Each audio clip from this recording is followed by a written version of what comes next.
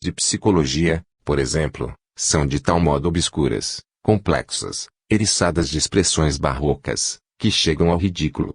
É divertido apreciar a que esforços de imaginação, a que ginástica intelectual, homens, como o professor Th. Flournoy e o Dr. Grasset, se dão para edificar teorias tão burlescas quanto eruditas. As verdades que promanam das altas revelações aparecem, ao contrário, em traços de luz e, com poucas palavras, pela boca dos humildes, resolvem os mais escabrosos problemas. Eu te bendigo, ó meu Pai, exclama o Cristo, por teres revelado aos pequeninos o que ocultaste aos sábios.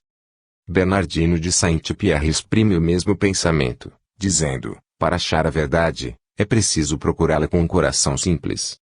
Era com um coração simples que Joana escutava suas vozes, que as interrogava nos casos importantes e que, sempre confiante na sábia direção delas, se constitui, sob o impulso das potências superiores, um instrumento admirável, rico de preciosas faculdades psíquicas.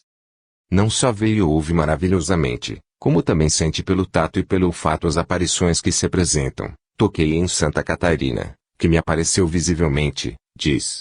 Beijaste ou abraçaste Santa Catarina ou Santa Margarida? Perguntam-lhe. Abracei-as ambas. Recendiam perfumes, é bom se saiba que recendiam perfumes. No outro interrogatório, exprime-se assim, vi São Miguel e os anjos, com os olhos do meu corpo, tão perfeitamente como vos vejo. E, quando se afastavam de mim, eu chorava e bem quisera que me levassem consigo. É essa a impressão de todos os médiuns que entreveem os esplendores do espaço e os seres radiosos que lá vivem. Experimentam um enlevo que lhes torna mais tristes e duras as realidades deste mundo. Haver partilhado, por um instante, da vida celeste cai de novo, pesadamente, nas trevas do nosso planeta, que pungente contraste. Mas ainda era para Joana, cuja alma seleta, depois de se achar, por alguns momentos, no meio que lhe era familiar, donde viera, e de receber dele grande conforto, se via novamente em face dos rudes e penosos deveres que lhe corriam. Poucos homens compreendem estas coisas. As vulgaridades da terra lhes encobrem as belezas do mundo invisível que os cerca e no qual penetram como cegos na luz.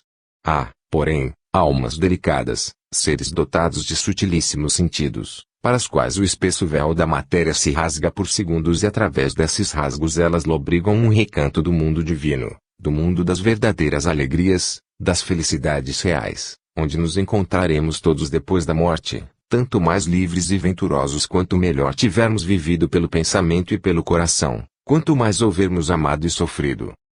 Todavia, não era unicamente sobre esses fatos extraordinários, sobre suas visões e vozes, que Joana acentuava a confiança que punha em seus amigos do espaço.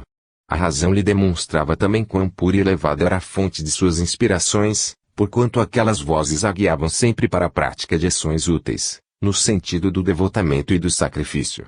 Ao passo que certos visionários se extraviam por entre devaneios estéreis, em Joana os fenômenos psíquicos concorrem todos para a realização de uma grande obra.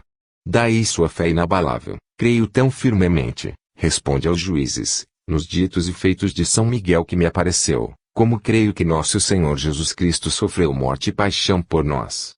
E o que me move a crê-lo são os bons conselhos, o conforto e os ensinamentos que me deu. Tudo ponderando com seguro critério, é principalmente o lado moral das manifestações que constitui, a seus olhos, uma prova da autenticidade delas. Pelos avisos eficazes, pelo amparo que lhe concediam, pelas sãs instruções que lhe prodigalizavam, reconhece que seus guias são enviados do alto. No decurso do processo, como no de sua ação militar, as vozes lhe aconselham o que deve dizer e fazer. Recorre a elas em todos os casos difíceis, pedi conselho à voz acerca do que devia responder, dizendo-lhe que, por sua vez, pedisse conselho a Nosso Senhor. E a voz me disse, responde ousadamente, Deus te ajudará. Os juízes a interrogam sobre esse ponto, como explicas que as santas te respondam? Quando faço apelo a Santa Catarina, diz Joana, ela e Santa Margarida apelam para Deus e, depois, por ordem de Deus, me dão a resposta. Assim, para os que sabem interrogar o invisível por meio da concentração e da prece, o pensamento divino desce, degrau a degrau, das maiores alturas do espaço até as profundezas da humanidade. Mas, nem todos o discernem como Joana. Quando suas vozes emudecem, ela se recusa a responder sobre qualquer questão importante. Por enquanto, nada obtereis de mim, ainda não tenho a permissão de Deus. Creio que não vos digo tudo o que sei. Porém, muito mais temo cair em falta dizendo qualquer coisa que desagrade às minhas vozes, do que receio vos responder. Admirável discrição, que muitos homens bem agiriam imitando, quando as vozes da consciência e do bom senso não lhes ordenam que falem. Até ao fim de sua vida trágica, Joana mostrará grande amor aos seus guias, inteira confiança na proteção que lhe dispensavam. Mesmo quando pareceu que a abandonavam depois de lhe terem prometido a salvação, nenhuma queixa, nenhuma blasfêmia proferiam. Na prisão, confessou ela própria, eles lhe haviam dito, serás libertada por uma grande vitória e, em lugar da libertação, era a morte o que lhe vinha. Seus inquiridores, que nenhum meio de a desesperar desprezavam, insistiam nesse abandono aparente e Joana respondia sem se perturbar, nunca praguejei nem de santo, nem de santa. A história da boa Lorena apresentava casos de clarividência e de premonição em número bastante elevado para lhe emprestarem, aos olhos de toda gente, um misterioso poder divinatório. Às vezes parece ler no futuro, por exemplo, quando diz ao soldado de Chinon que a injuriara, ao vê-lo entrar no castelo, tu renegas de Deus e, no entanto, estás tão perto da morte. Efetivamente, nessa mesma tarde o soldado, por um acidente, morre afogado. Fato idêntico sucede com relação ao inglês Glasdale, no ataque à Bastilha da Ponte, diante de Orleans. Ela o intima a se render ao Rei dos Céus, acrescentando, tenho grande compaixão de tua alma. No mesmo instante, Glasdale cai, armado, no Liger, onde se afoga. Mais tarde, em Jargeau, prevê o perigo que ameaça o Duque d'Alençon, cuja vida prometera proteger. Gentil Duque, exclama, retire-se daí, senão aquela boca de fogo que lá vê lhe dará a morte. A previsão era justa, pois o senhor do Lude, indo ocupar o lugar deixado pelo Duque, foi morto pouco depois. Outras vezes e com muita frequência, atesta a própria Joana, suas vozes a previnem. Em Vaucouleurs, sem jamais o ter visto, vai direto ao senhor de Baudricourt, reconheci-o, graças à minha voz. Foi ela que me disse, está ali ele. Conforme as revelações que tivera, Joana lhe prediz a libertação de Orleans, a sagração do reino Reims e lhe anuncia a derrota dos franceses na jornada dos Arenques, no instante mesmo em que acabava de verificar-se. Em Chinon, levada à presença do rei, não hesitou em descobri-lo entre os 300 cortesãos no meio dos quais se dissimulara. Quando fui introduzida no aposento do rei, diz, logo o reconheci entre os outros, porque a minha voz me indicou. Numa entrevista íntima, lembra-lhe ela os termos da prece muda que, sozinho no seu oratório, ele dirigira a Deus. Suas vozes lhe comunicam que a espada de Carlos Martel está enterrada na igreja de Santa Catarina de Fierbois e mostram-lhe. É ainda a voz que a desperta em Orleans, quando, extenuada de fadiga, se atira no leito, ignorando o ataque à Bastilha de Saint-Loup. Meu conselho me disse que vá contra os ingleses, exclama de repente. E não me dizeis que o sangue da França estava sendo derramado. Porque seus guias lhe predisseram, sabe que será ferida por um dardo no ataque às Tourelles, a 7 de maio de 1429. Uma carta do encarregado de negócios de Brabante, conservada nos arquivos de Bruxelas e datada de 22 de abril do mesmo ano, escrita, por consequência, 15 dias antes do fato, relata essa predição e a maneira pela qual havia de realizar-se. Na véspera do combate, Joana ainda declara, amanhã sairá sangue de meu corpo. Nessa mesma jornada, prediz, contra toda verossimilhança, que o exército vitorioso reentraria em Orleans pela ponte, que se achava então destruída. E foi o que se deu. Libertada a cidade, Joana insiste com o rei para que não defira a partida para Reims, repetindo, não durarei mais que um ano, sire, é preciso, pois, que me aproveitem bem. Que presciência da curteza de sua carreira. Por suas vozes foi avisada de que Troyes, em breve, se renderia, assim como, mais tarde, o foi também do seu próprio cativeiro. Na semana da Páscoa, achando-me junto ao fosso de Melun, minhas vozes me disseram que seria presa antes do dia de São João, refere a acusada aos juízes de Rouen, e como eu lhes pedisse que, quando fosse presa, morresse logo, sem o prolongado tormento da prisão, elas me disseram, recebe tudo com resignação. É preciso que assim se faça. Mas, não me disseram a hora. A propósito, citemos, de passagem, Esta bela resposta aos seus inquiridores, se eu souber a hora, não me teria ido entregar voluntariamente. Entretanto, teria feito segundo me ordenassem minhas vozes, quaisquer que fossem para mim as consequências. Conta-se também uma cena tocante passada na igreja de Compiègne. Diz ela, chorando, aos que a cercavam: bons amigos e queridos filhos, sabei que me venderam e traíram. Dentro em breve, dar-me-ão a morte. Orai por mim. Na prisão, seus guias lhe predizem a libertação de Compiègne, o que lhe causa grande alegria. Teve também a revelação do seu fim trágico, sob uma forma que ela não compreendeu, mas cujo sentido seus juízes aprenderam. O que minhas vozes mais me dizem é que sereis salva. Acrescentam: recebe tudo com resignação, não te aflijas por causa do teu martírio. Virás, enfim, para o reino do paraíso. De contínuo, suas vozes advertem dos conciliábulos secretos dos capitães, ciosos da sua glória, e que dela se ocultam para deliberarem sobre os feitos da guerra. Mas, de súbito, Joana aparece e, conhecendo-lhes de antemão as resoluções, as frustra. Estivestes no vosso conselho e eu estive no meu. O conselho de Deus se cumprirá, o vosso perecerá. Não é, igualmente, as inspirações de seus guias que Joana deve à posse das eminentes qualidades que formam os grandes generais, o conhecimento da estratégia, da balística, a habilidade no emprego da artilharia, coisa inteiramente nova naquela época. Como teria podido saber que os franceses gostam mais de avançar do que de combater por trás das trincheiras? E como explicar de maneira diversa que uma simples camponesa se tenha tornado, de um dia para outro e os 18 anos, incomparável comandante de exército, consumado tático? Sua mediunidade, vê-se, revestia formas variadas. Essas faculdades, disseminadas, fragmentadas, na maior parte dos indivíduos do nosso tempo, nela se acham reunidas, grupadas em pulsante unidade. Além disso, seu grande valor moral as reforçava. A heroína era a intérprete, o agente desse mundo invisível, sutil, etéreo, que se estende para além do nosso e cujas harmonias e vozes alguns seres humanos percebem. Os fenômenos que enchem a vida de Joana se encadeiam e concorrem para o mesmo fim. NTD precisa a missão que recebeu das altas entidades e cuja natureza e caráter mais longe procuraremos determinar. Foi anunciada previamente e se cumpriu segundo as linhas principais. Toda a sua história o atesta. Aos juízes de Rouen, dizia: vim da parte de Deus, nada tenho que fazer aqui, mandai-me de novo a Deus, de quem vim. E quando, na fogueira, as chamas envolvem e lhe mordem as carnes, ainda exclama: sim, minhas vozes eram de Deus. Minhas vozes não me enganaram. Poderia Joana mentir? Por ela respondem a sinceridade, a retidão que manifestou em todas as circunstâncias.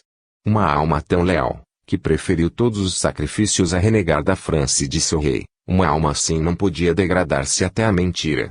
Há nas suas palavras tal acento de verdade, de convicção, que ninguém, mesmo entre os seus detratores mais ardentes, ousou acusá-la de impostura. Anatole France, que, certo, não a poupa, escreve, o que, sobretudo, ressalta dos textos é que ela foi uma santa. Foi uma santa, com todos os atributos da santidade no século XV. Teve visões e estas visões não foram nem fingidas, nem forçadas. E, mais adiante, não pode ser suspeitada de mentira. Sua lealdade era absoluta, para apoiar o que dizia, não se servia, como tanta gente, de termos excessivos, de expressões descomedidas. Nunca jurara, diz uma testemunha no processo de reabilitação, e, para afirmar, contentava-se com acrescentar, sem dúvida. Estas palavras se encontram também nos interrogatórios do processo de Rouen. Revestiam uma significação particular na sua boca, pronunciadas no tom de franqueza e com aquela fisionomia aberta, que lhe eram peculiares. Outro ponto de vista, ter-se ela enganado? Seu bom senso, sua lucidez de espírito, seu critério firme, os relâmpagos de gênio que lhe iluminam, aqui e ali, a vida, não permitem que em tal se creia. Joana não era uma alucinada. Certos críticos, entretanto, o acreditaram. A maior parte dos fisiologistas, por exemplo, Pierre Janet, T.R. Ribot, o Dr. Grasset, aos quais convém juntar alguns alienistas, como os doutores Lelot, Calmeio, etc., não veem na mediunidade senão uma das formas da histeria ou da neurose. Para eles, os videntes são enfermos e a própria Joana d'Arc não lhes escapa às apreciações sob este critério. Ainda recentemente, o professor Morcelli, no seu estudo Psicologia e Espiritismo, não considerou os médiuns como espíritos fracos ou desequilibrados. É sempre fácil qualificar de quimeras, de alucinações ou de loucuras os fatos que nos desagradam, ou que não podemos explicar. Nisto, muitos cépticos se consideram pessoas bastante criteriosas, quando não passam de vítimas dos seus preconceitos. Joana não era neurótica, nem histérica. Robusta, gozava de saúde perfeita. Era de costumes castos e, ainda que de uma beleza plena de atrativos, sua presença impunha respeito, veneração, mesmo aos soldados que lhe partiram da vida. 3 vezes, em Chinon, no princípio de sua carreira, em Poitiers e em Rouen, sofreu exame feito por matronas, que lhe atestaram a virgindade. Suportava, sem fraquejar, as maiores fadigas. Sucede-lhe passar até 6 dias em armas, escreve, a 21 de junho de 1429, Perceval de Boullain-Villiers, conselheiro camarista de Carlos VII. E, quando a cavalo, excitava a admiração de seus companheiros de armas, pelo tempo que podia permanecer assim, sem ter necessidade de apear-se. Muitos depoimentos lhe atestam a resistência física. Ela se comportava de tal maneira, diz o cavaleiro Thibaut d'Armagnac, que não seria possível a qualquer homem melhor atitude no que respeita à guerra. Todos os capitães se maravilhavam das fadigas e trabalhos que suportava. O mesmo ocorre com a sua sobriedade. Há, sobre esse ponto, numerosos testemunhos, desde o de pessoas que a viram por pouco tempo, como a senhora Colette, até os de homens de seu séquito habitual. Citemos as palavras do pajem, Luís de Contes. Joana era extremamente sóbria. Muitas vezes, durante um dia inteiro, não comeu mais do que um pedaço de pão. Admirava-me que comesse tão pouco. Quando ficava em casa, só comia 2 vezes por dia.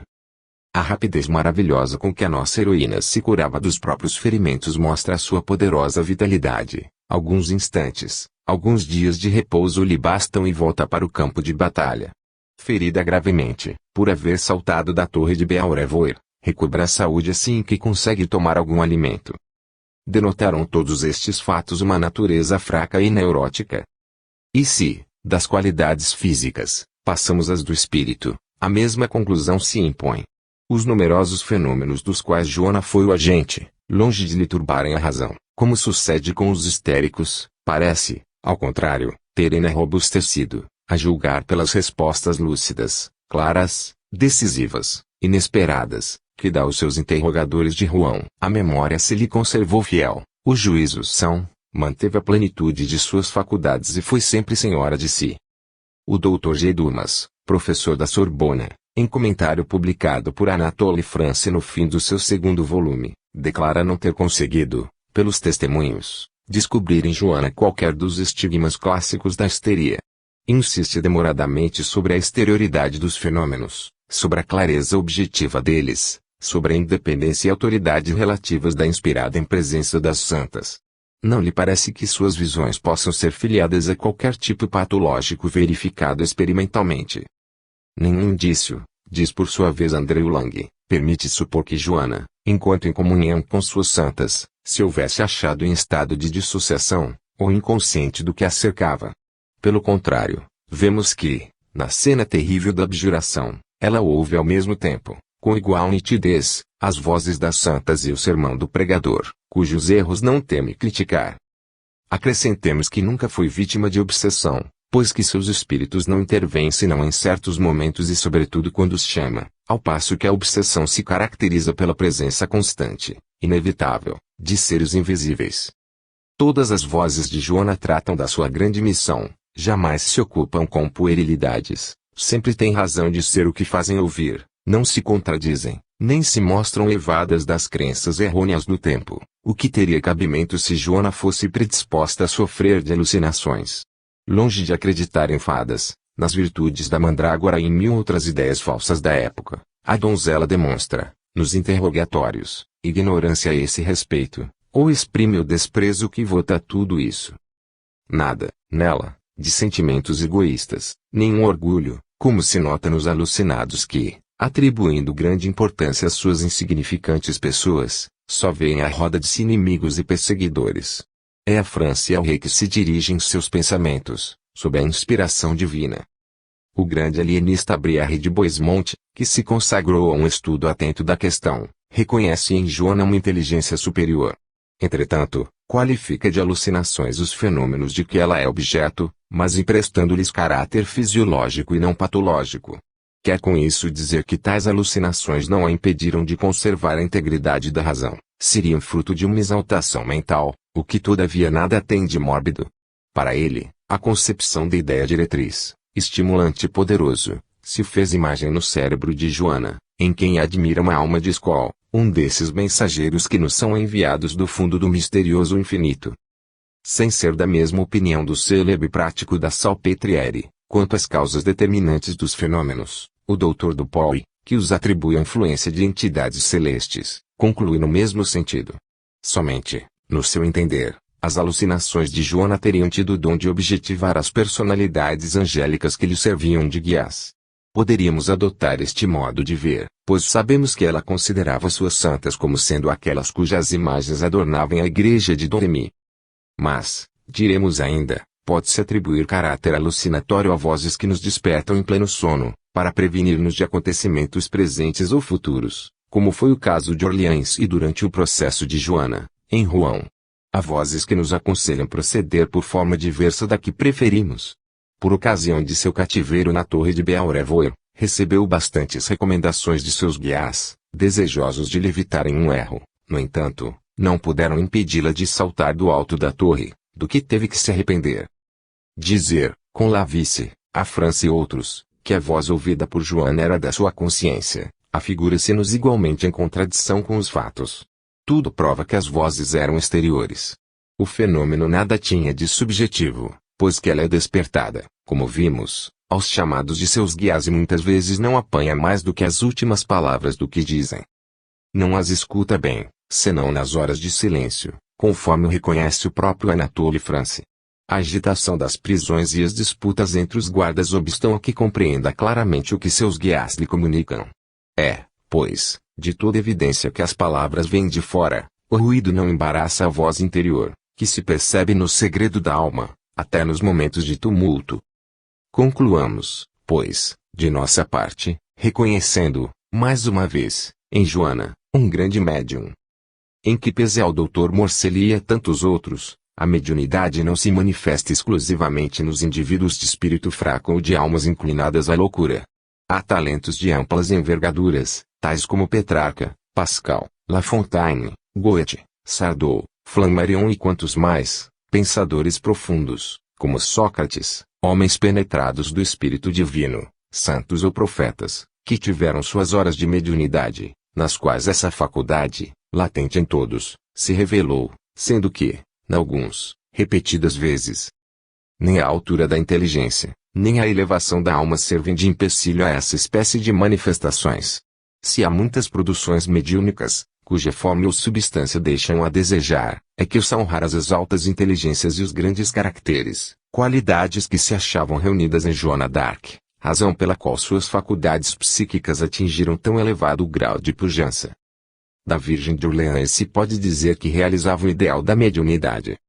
Agora uma outra questão se apresenta e da mais alta importância: quais eram as personalidades invisíveis que a inspiravam e dirigiam? Por que santas, anjos, arcanjos? Que devemos pensar dessa intervenção constante de São Miguel, Santa Catarina, Santa Margarida? Para resolver o problema, seria necessário primeiramente analisar a psicologia dos videntes e dos sensitivos e compreender a necessidade, em que eles se veem, de emprestar às manifestações do além as formas, os nomes, as aparências que a educação recebida, as influências experimentadas, as crenças do meio e da época em que vivem lhe sugeriram. Joana d'Arc não escapava a essa lei. Servia-se, para traduzir suas percepções psíquicas, dos termos, das expressões, das imagens que lhe eram familiares. É o que fazem os médiuns de todos os tempos.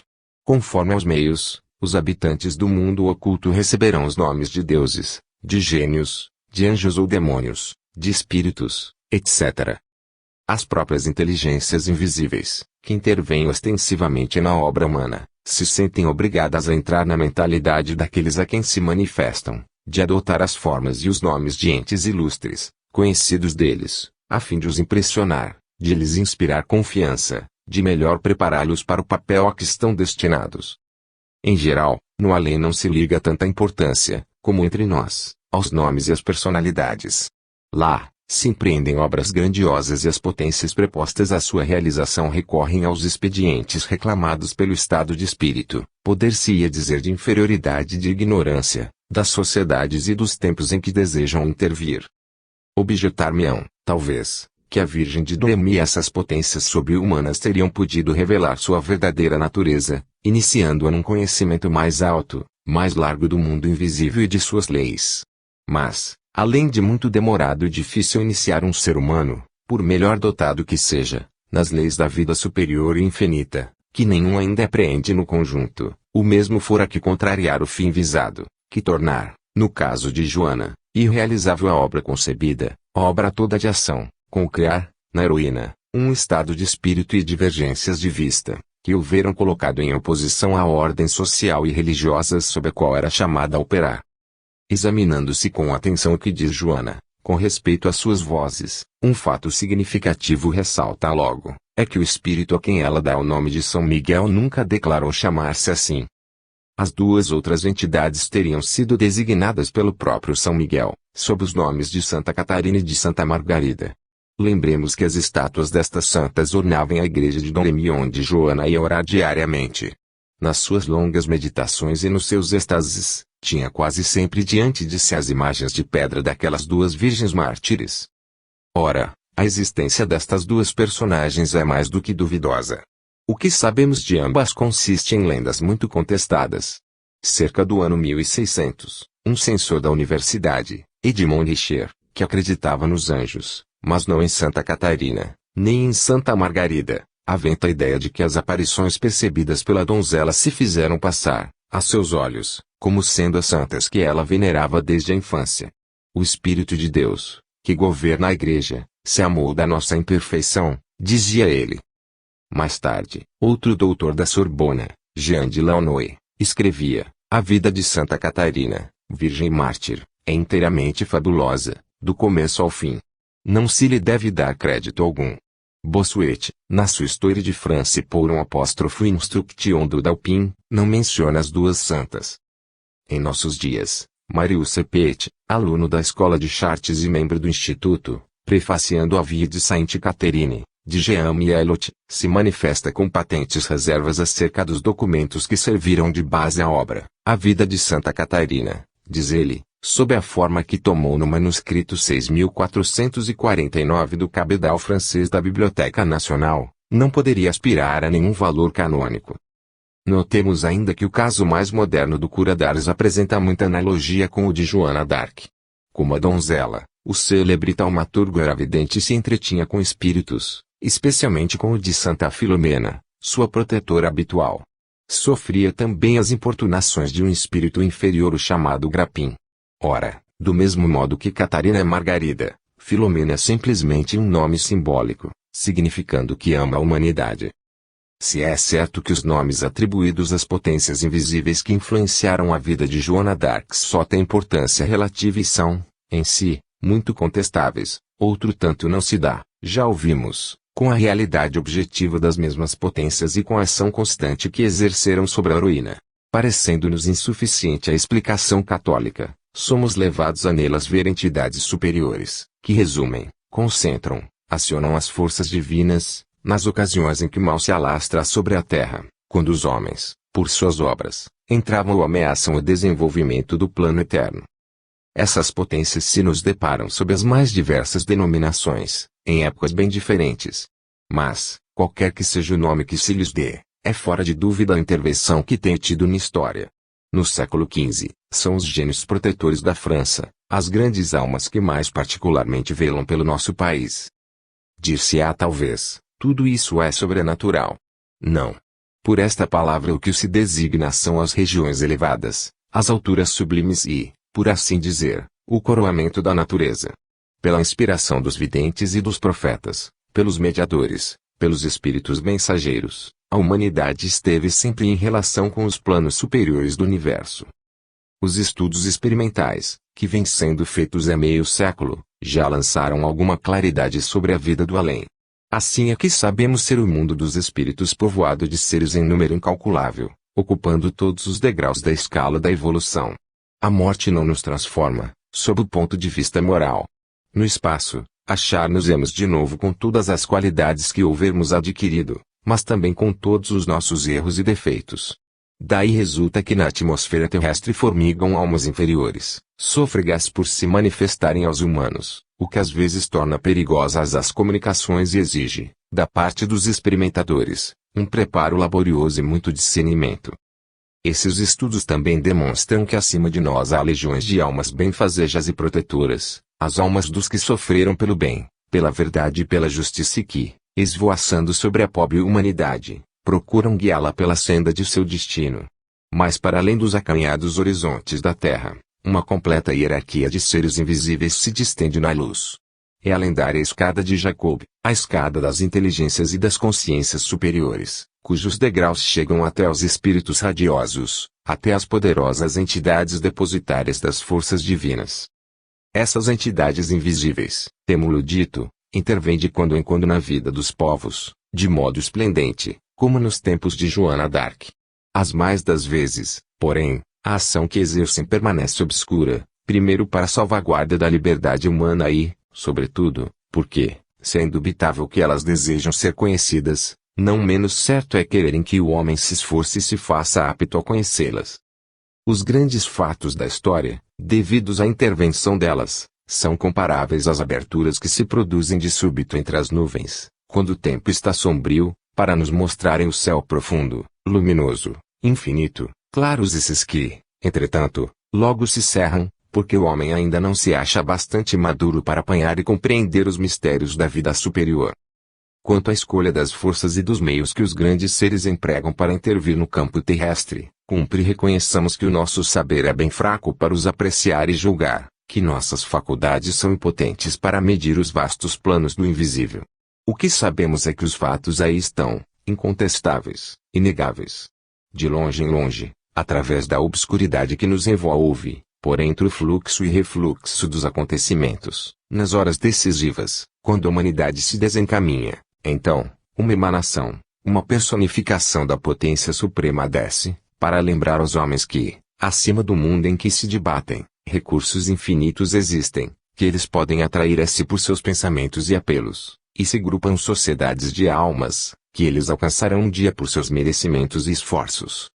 A intervenção, na obra humana, das altas entidades, a que chamaremos os anônimos do espaço, constitui uma lei profunda, sobre a qual cremos dever insistir ainda, procurando torná-la mais compreensível. Em geral, já por mais de uma vez o dissemos, os espíritos superiores que se manifestam aos homens não se nomeiam, ou, se o fazem, tomam de empréstimo nomes simbólicos, que lhes caracterizam a natureza, ou gênero da missão em que foram investidos. Mas, porque, ao passo que o homem neste mundo se mostra tão cioso de seus menores méritos, tão apressurado em ligar seu nome às obras mais efêmeras, os excelsos missionários do além, os gloriosos mensageiros do invisível se obstinam em guardar o incógnito, ou em usar de nomes alegóricos. É que bem diferentes são as regras do mundo terrestre e as dos mundos superiores, onde se movem os espíritos de redenção. Aqui, a personalidade prima e absorve tudo. O eu tirânico se impõe, é sinal da nossa inferioridade à fórmula inconsciente do nosso egoísmo. Sendo imperfeita e provisória a presente condição humana, é lógico que todos os atos do homem gravitem ao redor de sua individualidade, isto é, do eu, que mantém e assegura a identidade do ser, no estágio inferior de sua evolução, através das flutuações do espaço e das vicissitudes do tempo. Nas altas esferas espirituais dá-se o contrário. A evolução se opera sob formas mais etéreas, formas que, em certa altura, se combinam, associam e realizam o que se poderia chamar a compenetração dos seres. Quanto mais o espírito sobe e progride na hierarquia infinita, mais se desbastam os ângulos de sua personalidade, mais o seu eu se dilata e expande na vida universal, sob a lei da harmonia e do amor. Sem dúvida, a identidade do ser permanece, porém sua ação se confunde cada vez mais com a atividade geral, isto é, com Deus, que, em realidade, é o ato puro. consistem no progresso infinito e a vida eterna e nos aproximarmos continuamente do ser absoluto, sem jamais o alcançarmos, em confundirmos cada vez mais plenamente a obra que nos é própria com a obra eterna. Chegado a tão elevados cumes, o espírito não mais é designado por meio de tal ou tal nome, já não é um indivíduo, uma pessoa, e sim uma das formas da atividade infinita. Chama-se legião. Pertence a uma escala de forças e de luzes, tal como uma parcela da chama pertence ao foco que a engendra e alimenta. É parte integrante de imensa associação de espíritos harmonizados entre si por leis de afinidade luminosa, de sinfonia intelectual e moral, pelo amor que os identifica. Fraternidade sublime, ante a qual a terra não passa de pálida efugídio reflexo. Por vezes, desses grupos harmoniosos, dessas pleiades rutilantes, um raio vivo se destaca, uma forma radiosa se separa e vem, qual projeção de luz celeste, explorar, iluminar os recônditos de nosso escuro mundo. Ajudar a ascensão das almas, fortalecer uma criatura em hora de grande sacrifício, amparar a fronte de um Cristo na agonia, salvar um povo, resgatar uma nação prestes a perecer, tais as missões incomparáveis que esses mensageiros do além descem a cumprir.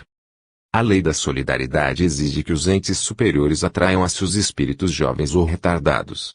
Assim, uma imensa cadeia magnética se desenrola pelo incomensurável universo e ata as almas e os mundos. E, como a sublimidade da grandeza moral consiste em fazer o bem por amor do bem, sem propósito egoísta, os espíritos benfeitores obram sob duplo véu do silêncio e do incógnito, a fim de que a glória e o mérito de seus atos se reportem só a Deus e nele se reintegrem.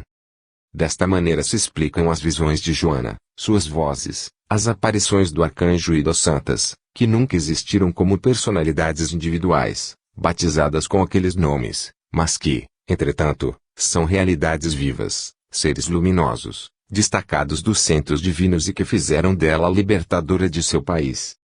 Miguel, Micael, a força de Deus, Margarida, Margarita, a pérola preciosa, Catarina, Catarina, a Virgem pura, todos nomes simbólicos, que caracterizam uma beleza moral, uma força superior e refletem uma cintilação de Deus.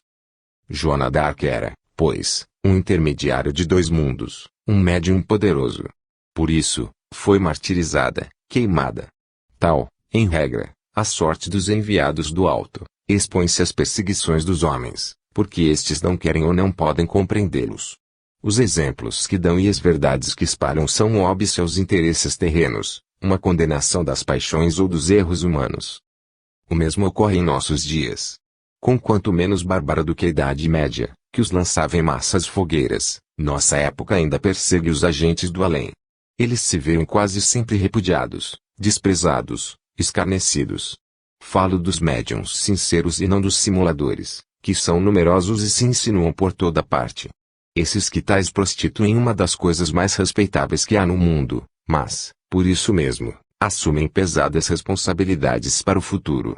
E como tudo se paga, cedo ou tarde, todos os nossos atos, bons ou maus, recaem sobre nós com as suas consequências. É a lei do destino. As manifestações do mundo invisível são constantes, dizíamos, porém, não são iguais. O embuste, o charlatanismo, às vezes, se misturam com a inspiração. Ao lado de Joana d'Arc encontrareis Catarina de La Rochelle e Guilherme, o pastor, impostores ambos. Há também médiuns reais, que se enganam a si mesmos e obram, em dadas ocasiões, sob o império da autossugestão. A fonte nem sempre é pura, a visão é algumas vezes confusa. Há, todavia, fenômenos tão brilhantes, que não permitem a dúvida, quais os fatos mediúnicos que ilustram a vida de Joana d'Arc. A mediunidade, como todas as coisas, apresenta uma diversidade infinita, uma gradação, uma espécie de hierarquia. Quase todos os grandes predestinados, os profetas, os fundadores de religião, os mensageiros da verdade, todos os que proclamaram os princípios superiores de que se tem nutrido o pensamento humano, foram médiuns, pois que suas vidas estiveram em contínuas relações com os altos círculos espirituais.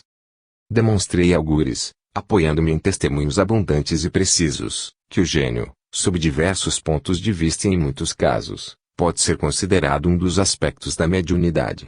Os homens geniais, na maior parte, são inspirados, na mais elevada acepção desta palavra.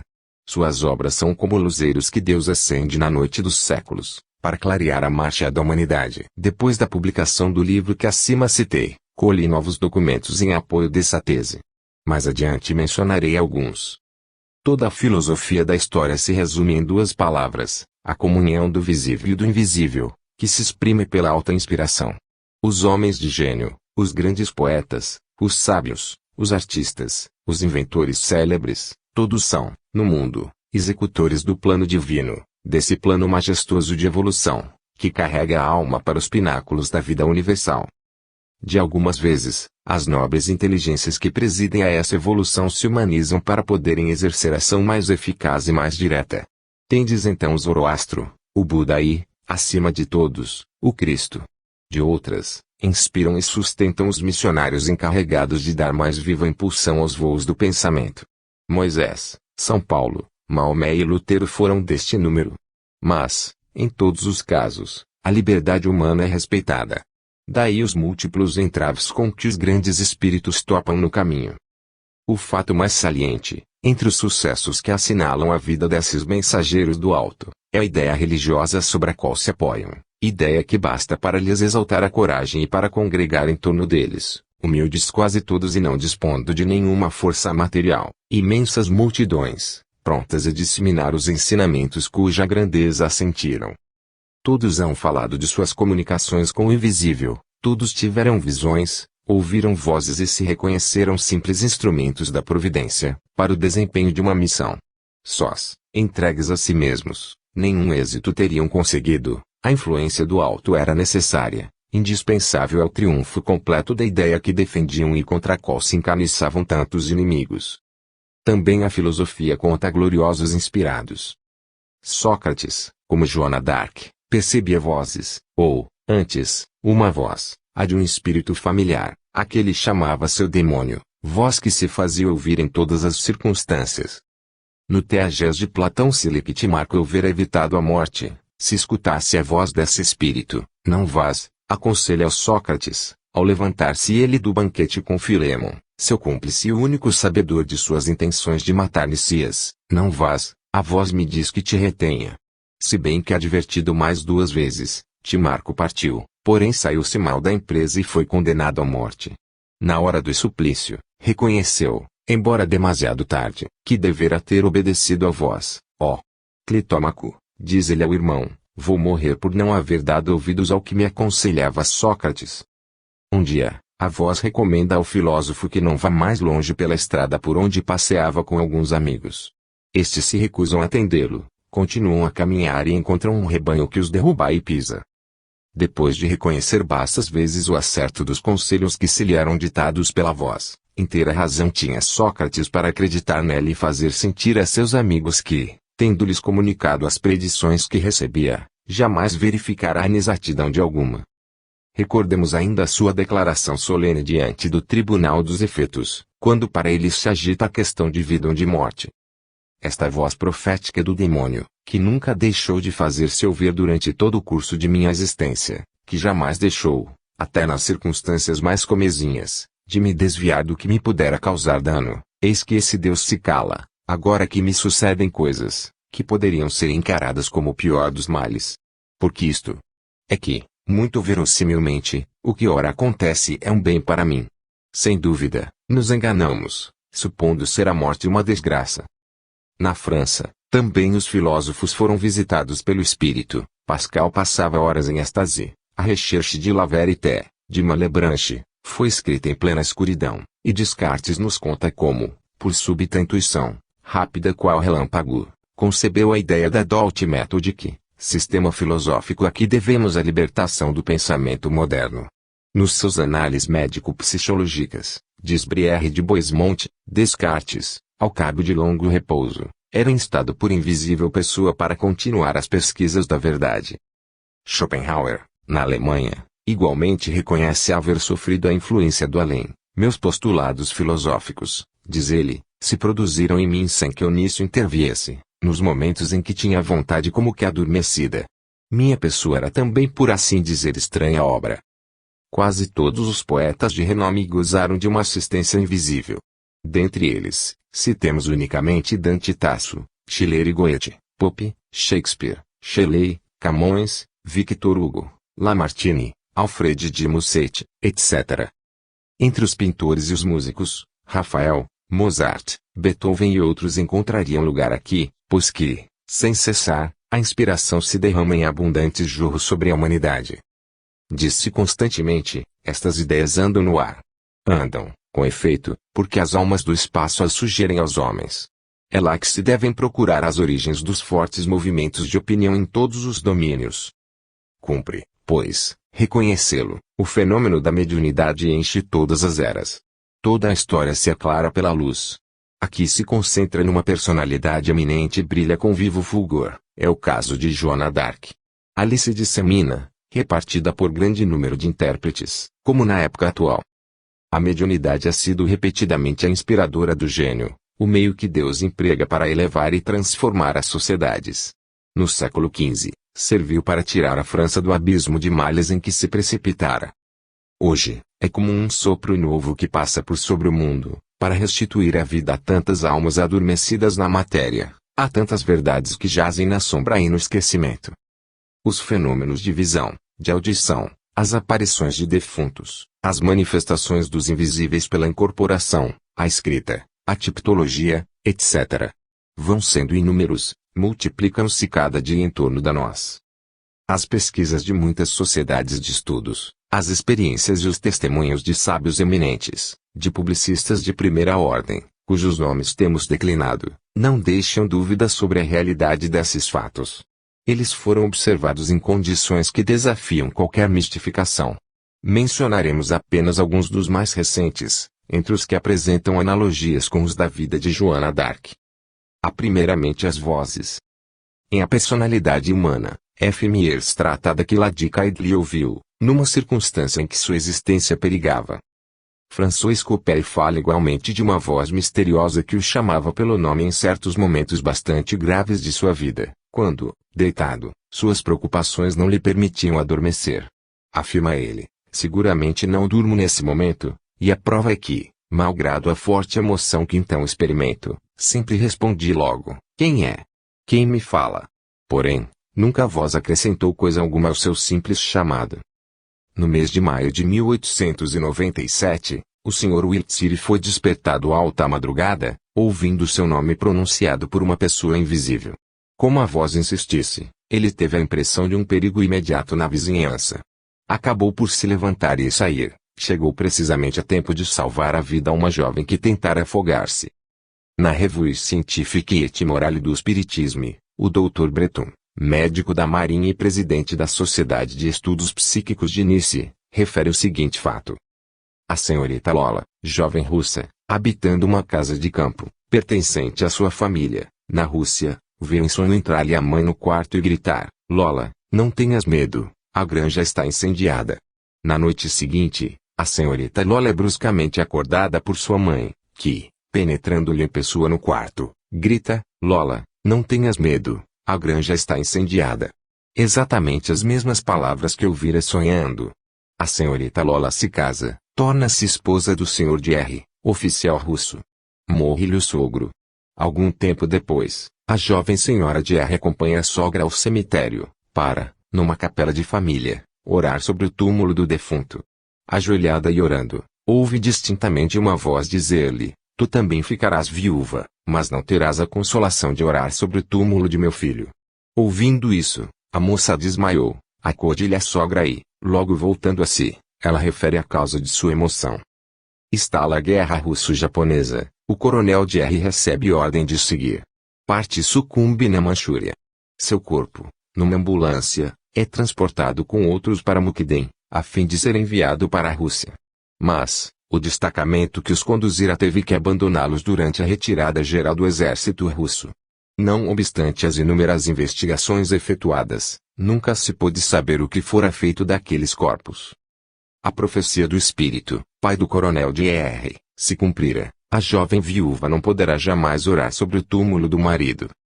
Falemos agora das aparições, que não são raras na época presente e cuja autenticidade, em alguns casos, se tem podido afirmar por meio da fotografia. A Revue de 15 de janeiro de 1909 traz a narrativa de um fato deste gênero, feito por W. Stead, o grande publicista inglês, tão conhecido pela sua lealdade, como pelo seu desinteresse e ainda pela sua coragem. Exigisse a verdade e vê-lo-íamos em qualquer ocasião enfrentar toda a Inglaterra. É sabido que, com grave dano para seus interesses pessoais, esquecendo os muitos milhões que herdaria de Cecil Rhodes, ousou apontar publicamente o poderoso milionário como um dos principais responsáveis pela guerra sul-africana, chegando a reclamar que lhe fosse aplicada a pena de trabalhos forçados, Idlabour. No decurso dessa mesma guerra, W. Stead se dirigiu ao gabinete de um fotógrafo muito ignorante, mas dotado de dupla vista, para experimentar o que poderia obter, pois que o estudo do mundo oculto o atraía vivamente. Diante do fotógrafo e de Stead surgiu uma aparição, que já dias antes se mostrara ao primeiro. Convencionaram fotografá-la com o escritor. Durante a operação, respondendo a uma pergunta, a personagem invisível aos olhos humanos disse chamar-se Piet Botha. Entre todos os Botha conhecidos de Stead, nenhum havia com aquele prenome. Efetivamente, a seu lado se via muito nítida, na fotografia, a figura de um boer. Quando, concluída a paz, o general Botha veio a Londres, W. Stead enviou a imagem obtida. No dia seguinte recebeu a visita de um dos delegados da África do Sul, o Sr. Wessels, que, muito admirado, lhe disse este homem nunca o conheceu. Jamais pôs pé na Inglaterra. É meu parente e tenho dele um retrato em minha casa. Morreu? Perguntou-lhe Stead.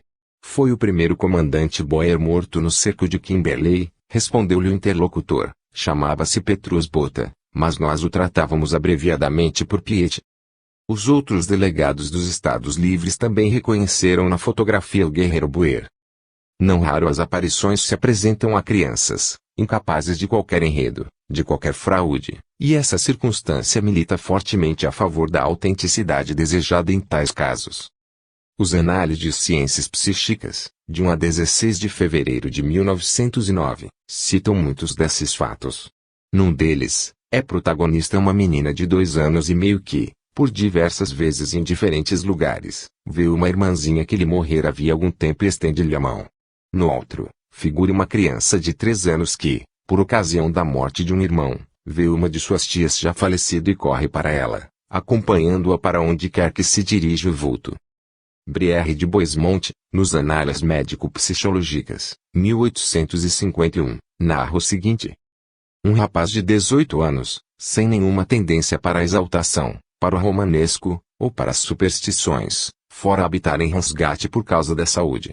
Indo passear a uma das aldeias próximas, entrou, ao cair da tarde, numa igreja, e ficou transido de pavor ao dar com o espectro de sua mãe, que falecera meses antes, em consequência de uma enfermidade muito dolorosa, que infundia compaixão a quantos lhe rodeavam o leito. A aparição se conservou imóvel durante um tempo considerável entre a parede e o rapaz, que, afinal, fugiu para casa, aonde chegou quase desfalecido. Acontecendo repetir-se o fenômeno por muitas noites consecutivas, no seu próprio aposento, ele se sentiu doente e cuidou sem demora de regressar a Paris, onde residia seu pai, ao qual resolveu nada dizer da visão, com receio de aumentar a dor que o acabrunhava desde que perdera a esposa adorada. Obrigado a dormir no quarto do pai, causou-lhe surpresa ver aí uma luz acesa durante toda a noite, o que não era dos hábitos nem do gosto de qualquer dos dois. Ao cabo de muitas horas de insônia produzida pela claridade, o rapaz levantou-se para apagar a luz. Imediatamente o pai despertou em grande agitação e lhe ordenou que tornasse a acendê-la, o que o moço fez, muito admirado da irritação do velho e do terror que lhe alterava a fisionomia. Inquirindo do motivo de tanto pavor, obteve apenas uma resposta vaga e a promessa de que a explicação do fato lhe seria revelada mais tarde. Passada uma semana, quando muito, depois dessa ocorrência, o rapaz, não podendo dormir pelo incômodo que lhe causava a luz, aventurou segunda vez apagá-la. Mal o fizera, eis que o pai salta do leito, agitado, a tremer convulso, censura-lhe a desobediência e novamente acende a lâmpada. Confessou então que, estando no escuro, o fantasma da mulher lhe aparecia e se conservava imóvel, para só desaparecer quando o quarto se iluminava. Profundamente impressionado com o que ouvira e temendo aumentar a aflição ao pai, se lhe contasse a aventura de Ramsgate, o mancebo pouco tempo depois deixou Paris e foi para uma cidade do interior, a 60 milhas de distância, visitar um irmão que aí se achava no internato e ao qual nada comunicara do que lhe sucedera, receando o ridículo. Apenas entrara e trocara os cumprimentos de uso. O filho do diretor do internato o interroga. Seu irmão já alguma vez manifestou sintomas de loucura. A noite passada ele desceu em camisa, fora de si, declarando ter visto o espírito da mãe, acrescentando que não ousava mais voltar para o quarto e desmaiou de medo. Poderíamos enumerar muitos outros fatos da mesma natureza. Os habitantes do espaço não desdenham só dos meios de nos indicarem e demonstrarem que a sobrevivência é uma realidade. Os espíritos superiores dão acentuada preferência ao fenômeno da incorporação, por ser o que lhes permite obrar mais conscientemente nas manifestações, o que lhes faculta mais amplos recursos intelectuais. Na incorporação, o médium, imerso em profundo sono, por efeito de uma ação magnética invisível, abandona o organismo às entidades que se querem manifestar, as quais, apoderando-se dele, entram em relação conosco, mediante o emprego da voz, dos gestos e das atitudes. Tão sugestiva e imponente às vezes a linguagem de que usam, que, por ela, sem sombra de dúvida, se lhes reconhecem o caráter, a natureza, a identidade. Tanto tem de fácil a imitação dos fenômenos físicos, tais como as mesas falantes, a escrita automática, o aparecimento de fantasmas, quão difícil, se não impossível, se mostra a simulação das coisas de elevada ordem intelectual, pois que o talento não é imitável e ainda menos o gênio. Muitas ocasiões temos tido de assistir a cenas desse gênero e sempre nos deixaram funda impressão. Viver, um momento que seja, na intimidade dos grandes seres, vale por uma das raras felicidades concedidas ao homem neste mundo. Graças à mediunidade de incorporação é que temos podido comunicar com os espíritos guias, com a própria Joana, e receber deles os ensinos e as revelações que consignamos em nossas obras. Todavia, essa faculdade mediúnica, constituindo para os experimentadores uma fonte de gozo, não dá motivo de satisfação ao médium, que, ao despertar, nenhuma lembrança conserva do que se passou, enquanto seu espírito esteve ausente do corpo cedido a outro. Uma imensidade de pessoas tem o dom da mediunidade em estado latente. Por toda parte, nas moças, nos rapazes, nas meninas, se encontram em germe faculdades sutis e, em elaboração, poderosos fluidos, capazes de servirem de ligação entre o cérebro humano e as inteligências do espaço. Ainda nos faltam, porém, escolas e métodos para desenvolver cientificamente e com perseverança tão inestimáveis elementos e assim valorizá-los, tornando-os capazes de produzir todos os frutos que poderiam dar e que colheríamos, se não fora a carência, ainda reinante, de preparo metódico e de paciente estudo. Infelizmente, em vez de frutos, o que com desconsoladora frequência se observa é que, à míngua de saber e de um trabalho regular, os promissores embriões secam e só flores envenenadas dão. Pouco a pouco, entretanto, uma ciência nova e uma nova crença despontam e se propagam, levando a todos os homens o conhecimento das leis que regem o universo invisível e os meios de bem cultivarem as preciosas faculdades mediúnicas, transformando-as em instrumento das grandes almas depositárias dos segredos do além. Os experimentadores, em consequência, terão que renunciar aos acanhados pontos de vista em que se colocam, aos processos rotineiros de uma ciência que já envelheceu, para se consagrarem à utilização dos poderes do espírito, mediante a elevação do pensamento, que é o motor supremo, o traço de união entre os mundos divinos e as esferas inferiores. E desde logo verão que um raio de luz desce do alto para lhes fecundar as pesquisas e verificarão que o estudo dos grandes problemas filosóficos, a prática do dever, a dignidade e a retidão da vida são as condições essenciais de bom êxito. Em matéria de experimentação psíquica, além da ciência e do método, elementos indispensáveis, prodigiosa é a importância dos surtos generosos da alma por meio da prece. Eles constituem o ímã, a corrente fluídica que atraem as potências benfazejas e afastam as influências funestas, como demonstra sobejamente a vida inteira de Joana. No dia em que estiverem preenchidas todas essas condições, o novo espiritualismo terá entrado plenamente no caminho de seus destinos e, para tantas crenças que oscilam ao embate das paixões, como para a alma humana em que se chafurda na materialidade, por entre o rebaixamento geral dos caracteres e das consciências, será um meio de salvação, uma força, uma fé vivaz e ativa, que unirá o céu à terra e enlaçará as almas e os mundos numa comunhão eterna e infinita. 5. Valcoeus. Eis, vou partir. Adeus, vós todos a quem eu amava. Paul Alarde. Retomemos o curso da história de Joana. Vimos-la sair de Doremi. A partir desse dia, As provações vão surgir sob cada um de seus passos e serão tanto mais cruéis, quanto lhe virão daqueles cuja simpatia, afeição e amparo devia esperar. São-lhe aplicáveis estas palavras: ela veio para o meio dos seus e os seus não a conheceram. Desde os primórdios de sua missão, Jonas sentiu as penosas